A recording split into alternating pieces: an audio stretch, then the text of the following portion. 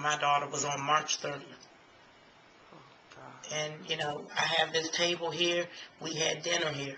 I don't have dinner anymore. I don't even cook anymore. Because I know that beautiful young lady won't come running down the stairs, sniffing and enjoying the aromas that I'm cooking and saying, you know, Mommy, that smells really good. What are you cooking? Telling her friends what a wonderful cook I am. That encouraged her. She went from wanting to be a pediatrician to a chef because I cooked all the time for her. And it's just, like I said, it's very unfortunate. You know, my child was not the first child murdered in D.C., and unfortunately won't be the last one in D.C. And all I'm trying to do is reach out to just the metropolitan area, period. It's not just D.C. You know, people gunned down in PG County, everywhere. We're all right here on the border together. This is the metropolitan area.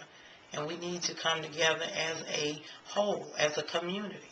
Like I said, and just embrace one another. Stop pulling each other down. Everybody can't always be the chief. We can sometimes step back and be the Indian. We all can't be a leader all the time or take all the credit. You have to know how to lead, and you also need to learn how to step back and follow the right individuals. Don't follow down destruction. Don't follow down the road of death and mayhem and murder and rape and drugs and violence. Follow somebody who's going to lead you down the right path. And that's pretty much all I want to say to the young people. Like I said, stay encouraged, be positive, love yourself, love others, respect yourselves, respect others. You know, you hit somebody and black their eye, bust their lip, you can apologize the next day. You blow my child's head off, you can't apologize for that. You can't bring her back. You can't correct that. I don't get any more I love yous. Every conversation, and we had many throughout the day, I don't hear that anymore.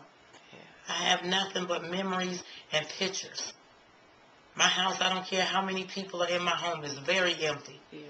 My heart aches constantly. Skin breaking out, just everything. Your body goes through such a, you know, just a horrific, just constant trauma. And then for these government agencies and officials out here to constantly slap you in the face by showing you they don't care. You know, nobody wants to come out and support and correct the situation. And these are situations that could have been corrected years ago. Many children and young people could have been saved. But they choose not to. And like I said, you know, we as a people need to come together and just be positive. You know, our forefathers and mothers fought, were beaten, raped, murdered, water hose put on them, dogs sicked on them, for us to get the rights that we have. And young people don't even want to take advantage of free education or any kind of education. And it's just despicable. It's like, what was the purpose of all the fighting that, you know, our people went through? We're proud people.